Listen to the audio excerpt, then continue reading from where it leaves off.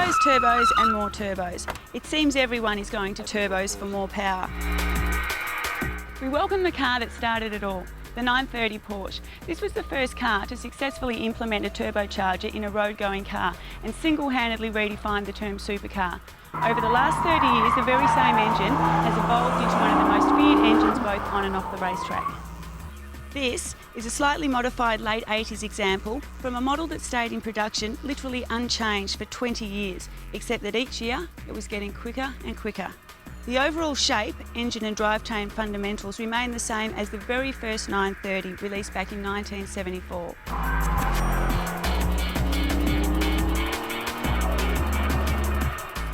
This particular example has been slightly modified to gain that extra horsepower available and truly make it a serious contender at any club meet. The engine plant is a 3.3 litre flat-six air-cooled motor running a K27 turbo, custom intercooler, Microtech programmable fuel injection, 3.2 non-turbo intake manifold with ram pod, crank angle sensor as a distributor firing on 6 individual coil packs, C2 camshaft, ported heads, larger valves and all out of a powerhouse exhaust, delivering just under 400 horsepower in a car that weighs a mere 1,150 kilograms. The 6-point cage and bucket momos make it a bit uncomfortable to get in, but once seated you feel strapped in like a true race car. The pedals are very close to each other, which should make it easy to heel and toe. What a car, sheer power complemented by stunning looks. Let's see what it's like to drive. There's one big characteristic about all 930 Porsches. The hard throw back in the seat in first gear. Feels just awesome. So we're in second gear here. Being a 4-speed box, you can push second gear up to about 140 kilometres an hour, put the car into third and it's still pulling.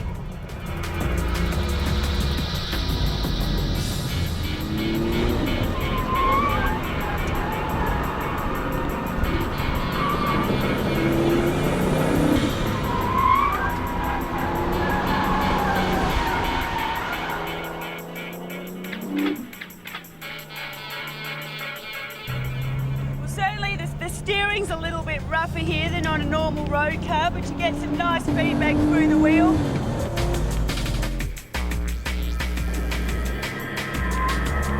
The brakes are a little twitchy, but I guess we could probably do it instead of race tyres if we're going to go at this speed.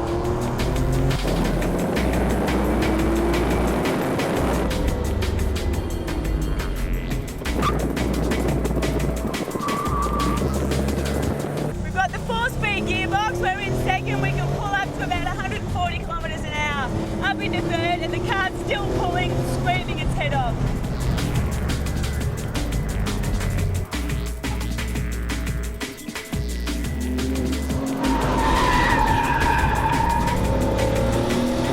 Have a listen to that, it sounds fantastic.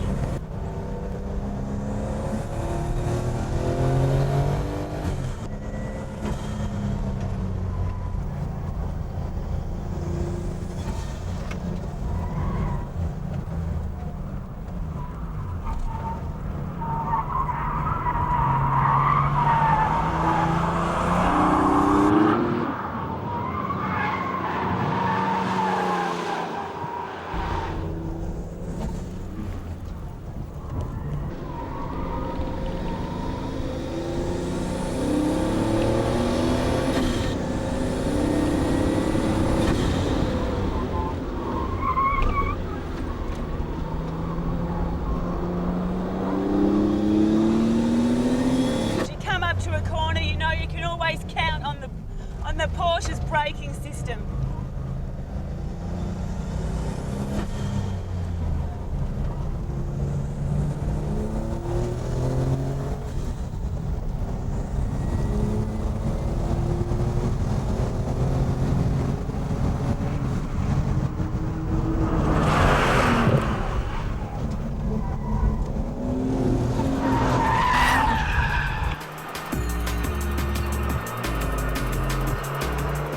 So the Porsche is a little bit bumpier than your normal road car.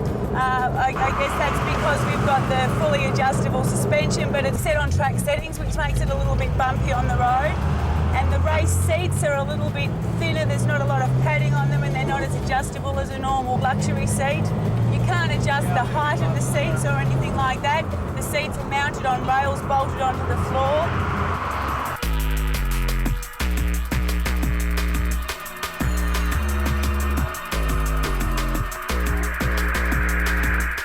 The clutch is a little bit rough and the gears are a bit harsh, but again, you can drive around easily under 4,000 revs. You don't need to use the turbo at all. It's not really very noisy.